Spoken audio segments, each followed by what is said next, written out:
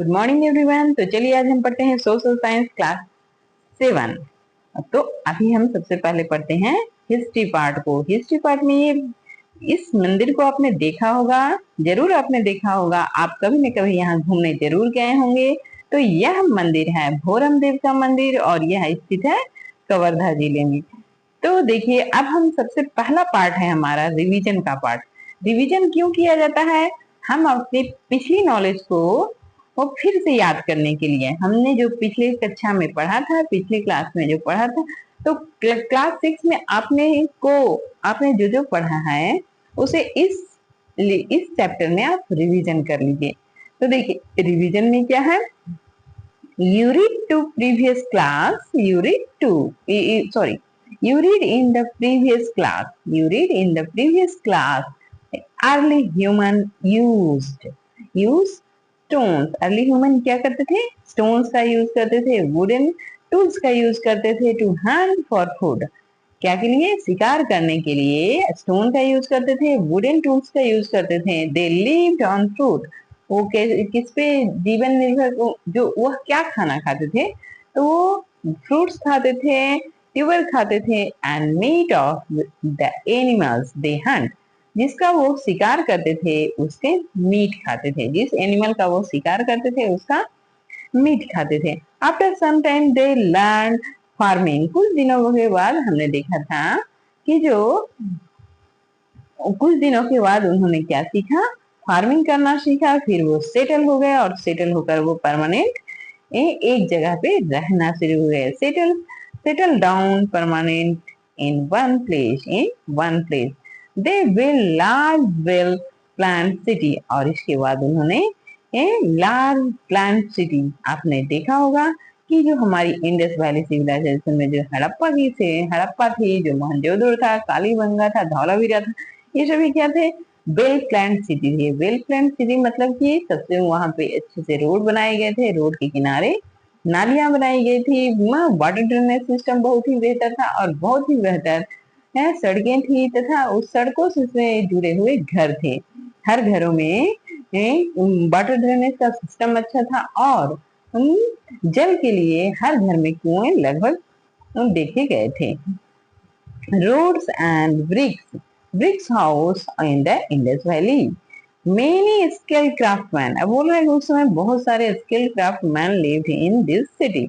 इस शहरों में, हड़प्पा में, मोहनजोदड़ो में, लोथल, बंगा, कालीबंगा, इस सब में बहुत सारे क्राफ्टमैन होते थे। क्राफ्टमैन मतलब जो बर्तन यूटेंसिल बनाते हैं, जो आपके फर्नीचर का सामान बनाते हैं, जो कारीगरी के काम करते थे, वो सभी को क्राफ्टमैन बोला जाता था। They made tools. Way tools बनाते थे, यूटेंसिल बनाते थे। Statues out of material like copper and bronze and copper से वो लोग अच्छे अच्छे स्टैच्यूज बनाते थे। ये देखिए हमारे अर्ली मैन का पिक्चर यहाँ दिया हुआ है। और दे यूज्ड, ये वे किस प्रकार के टूल्स का यूज करते थे? वो स्टोन के टूल्स का यूज करते थे।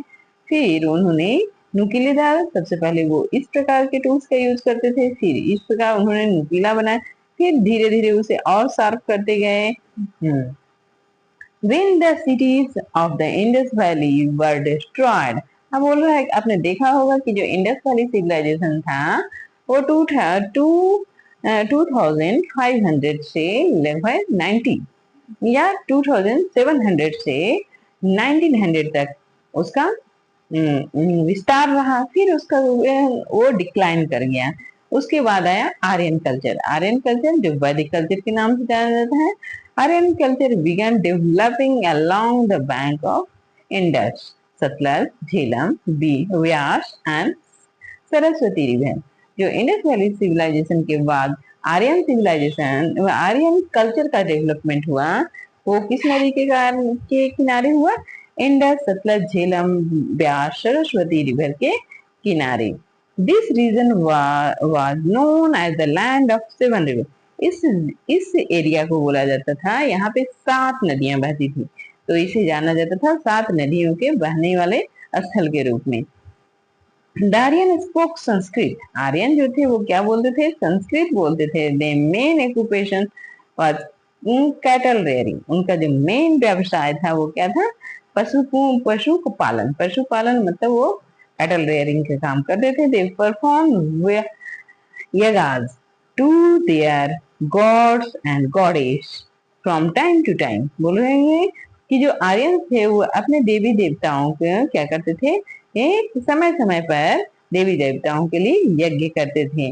और उन्होंने क्या किया, उन्होंने ऋग्वेद को भी कंपोज किया। हमने देखा था कि जो लेटर वैदिक पीरियड है और जो अर्ली वैदिक पीरियड है, अर्ली वैदिक पीरियड में ऋग्वेद का को लिखा गया और लेटर वैदिक पीरियड में और तीनों वेदों को लिखा गया। The Aryan culture gradually spread along the bank of Ganga and Yamuna river. बोलो जी, जो आर्यन कल्चर था वो मुख्य रूप से कहाँ स्प्रेड हुआ, तो गंगा और यमुना के किनारे। Now their main occupation was farming and began living in village। अब उनका धीरे धीरे क्या हो गया, ऑक्यूपेशन कैटल रेयरिंग से फार्मिंग में चला गया और अब वो लोग विलेज में रहना शुरू कर दिए और विलेज बड़े बड़े जनपद के रूप में परिवर्तित हुए। Janapada were formed. The headman of the jana was called the raja. जो जनपद का जो राजा था, जनपद का जो हेडमैन था उसे क्या बोला जाता था, राजा। Raja and his relative and colleagues were addressed as prince. जो उनके संबंधी थे, जो उनके पुत्र होते थे, उन्हें क्या बोला जाता, प्रिंसेस बोला जाता था। They become very powerful. वे बहुत ही क्या होते थे, शक्तिशाली होते थे। And began taking gift from the farmer and land owners. और फिर जो हेडमैन था जनपदा का, वो अपने जिस एरिया का हेडमैन था वहां से वो उस एरिया के फार्मर से और उस एरिया के हेड जो लैंड ओनर थे उससे वो क्या करने लगे, गिफ्ट लेना शुरू किए। जो यही गिफ्ट जो बाद में चलकर क्या हुआ, टैक्स के रूप में परिवर्तित हुआ। पहले टैक्स नहीं लेते थे, पहले वो स्व इच्छा से जो फार्मर को जो इच्छा होती थी वो अपने से दे देते थे। लेकिन धीरे धीरे इसका क्या हुआ, रूपांतरण हुआ और ये टैक्स के रूप में परिवर्तित हो गया। They perform impressive yoga. और वो बहुत ही इम्प्रेसिव मतलब कि वो बहुत बड़े बड़े दूसरे को इम्प्रेस कर दिए, ऐसे यज्ञ करना शुरू कर दिए। देवर There were 16 large janpada or Mahajanapada about 2600 year ago। बोल रहा है कि 2600 year ago हमारे देश में क्या थे, 16 लार्ज जनपदा थे। लार्ज जनपद और महाजनपद थे। These कौन थे, Kosala, Vatsa, Magadha were the most powerful. इन सब में इस 16 में सबसे ज्यादा मोस्ट पावर कौन था, कौशल था, महाजन वत्स था और मगध था। Some of these Mahajanapada were ruled by kings, monarchy, but some were governed by the people themselves, republic। बोल रहा है कि कुछ जनपद थे जिसमें क्या मोनार्की सिस्टम था। मोनार्की सिस्टम का मतलब होता है कि राजा का बेटा राजा, राजा का बेटा राजा, उसका बेटा राजा, उसका वंशानुगत चलता है। और जो रिपब्लिक होता है उसमें सेलेक्ट किया जाता है, जरूरी नहीं था है कि अगले बार राजा का बेटा ही राजा बनेगा। तो बोला राजा कि जो जनपद थे, महाजनपद थे, उसमें कुछ में तो मोनार्की सिस्टम था और कुछ में रिपब्लिक सिस्टम था। Trade flourished in Mahajanapada and many of them began using metal coins and currency. है कि उन सबों के बीच में क्या होता था, ट्रेड फल फूल रहा था। एक जनपद से दूसरे जनपद में क्या होता, ट्रेड का आना जाना होता था, व्यवसाय होता था। और उसी समय बिगन यूजिंग, और वो लोग क्या लगे, यूज करने लगे कॉइन का। The village slowly grown into town. Village का डेवलपमेंट हो गया टाउन के रूप में। एंड सिटी और फिर टाउन से वो क्या हो गया, बड़े बड़े शहर बने। द मेन सिटी वर उज्जैन। जो बड़े बड़े सिटी थे वो क्या थे, उज्जैन थे, पाटलिपुत्र था, वैशाली था।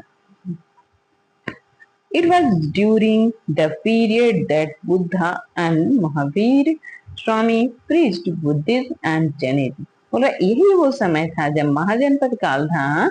इसी समय किनका किनका टाइम था, इसी समय पीरियड था बुद्धा का और महावीर का। उन्होंने अपना उपदेश दिया बुद्धिज्म के रूप में और जैनिज्म के रूप में। तो बुद्ध भगवान ने बुद्धिज्म को फैलाया और जैन भगवान ने जैनिज्म को फैलाया।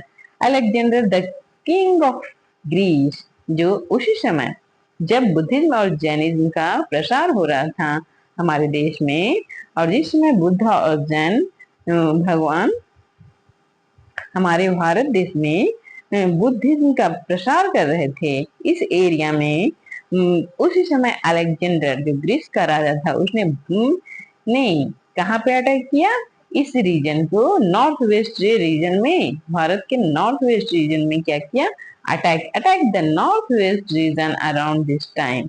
The Maurya dynasty subsequently established a large empire in the North India। बोला द मौर्य डायनेस्टी, उसी समकालीन मौर्य डायनेस्टी के ही समकालीन मौर्य का डायनेस्टी ने एक बहुत बड़ा एम्पायर साम्राज्य की स्थापना की उत्तर भारत में, नॉर्थ इंडिया में। Empire Ashok was the most famous king of this dynasty. जो अशोका था, जो मौर्य डायनेस्टी का ही शासक था, वह इस डायनेस्टी का बहुत ही फेमस राजा हुआ। He tried to win the heart of his people by following the path of religion and peace rather than the path of war and violence। बोल रहा है कि जो अशोका था उसने हृदय जीतने की कोशिश की, अपने पीपल्स की, अपने प्रजा की हृदय जीतने की कोशिश की, रिलीजन को धर्म का प्रसार करके उसने अपनी जो प्रजा है उसका हृदय जीतने की कोशिश की। उसने शांति का प्रसार किया, उसने युद्ध का रास्ता छोड़ दिया। आपने देखा होगा कि कलिंगा के युद्ध में जब देखा अशोक ने बहुत ही ज्यादा खून खराबा देखा, तो उसने उसके बाद बौद्ध धर्म को अपना लिया और उसके बाद उसने युद्ध को त्याग दिया।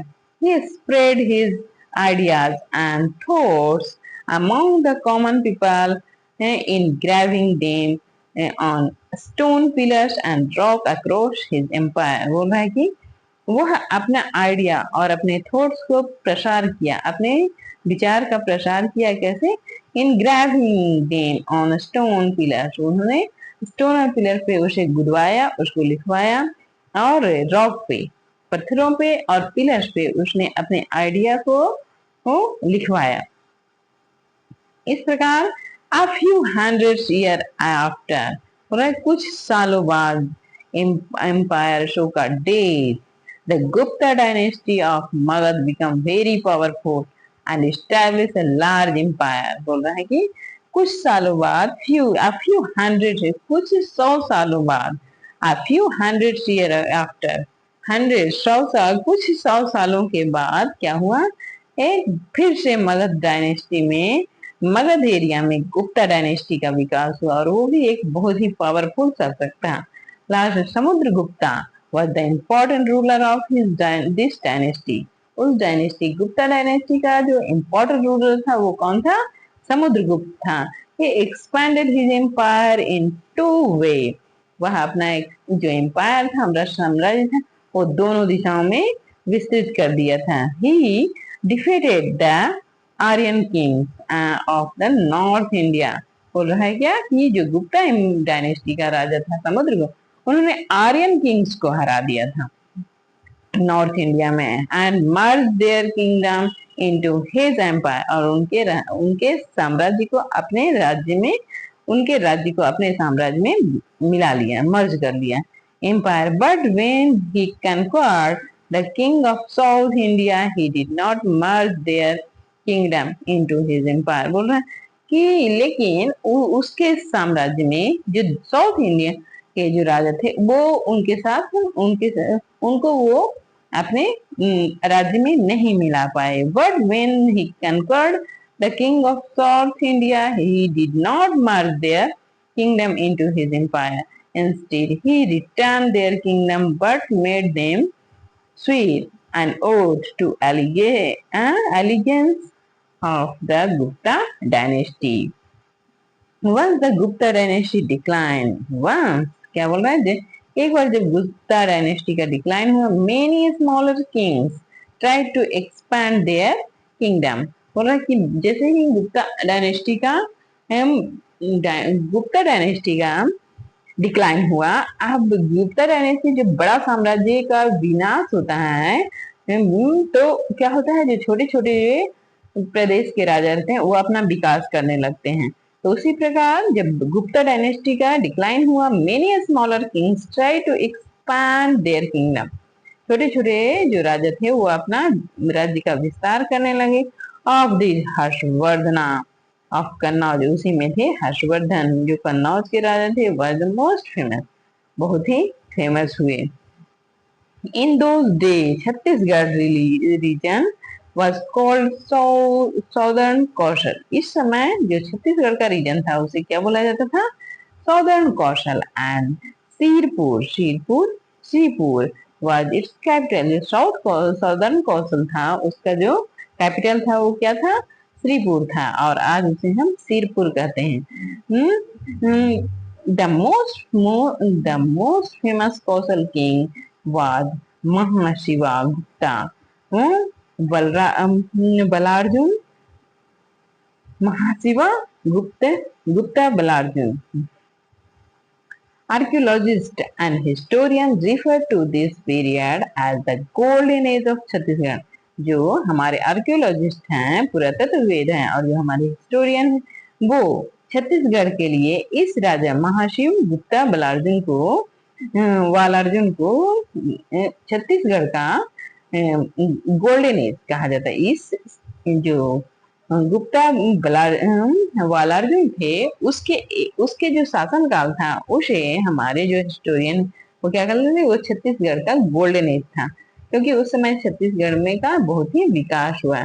It was an age of religious tolerance during which Sirpur famous Lakshman temple was build. और इसी समय सिरपुर में लक्ष्मण टेम्पल को बनाया गया। We shall now learn what happened after that। ये देखिए, ये हमारा एक शॉर्ट ब्रीफ स्टोरी था जो हम क्लास 6 में पढ़ चुके हैं। आपको अभी गर्मियों की छुट्टी होने वाली है और अभी स्कूल की क्लासेस कम लगने वाली है, तो आप पहले क्लास 6 के एक और ब्रीफ स्टोरी को पढ़ लीजिएगा, उसके बाद हम कंटिन्यू करेंगे क्लास 7 की स्टोरी। तो चलिए पढ़ते रहिए और समझते रहिए। धन्यवाद।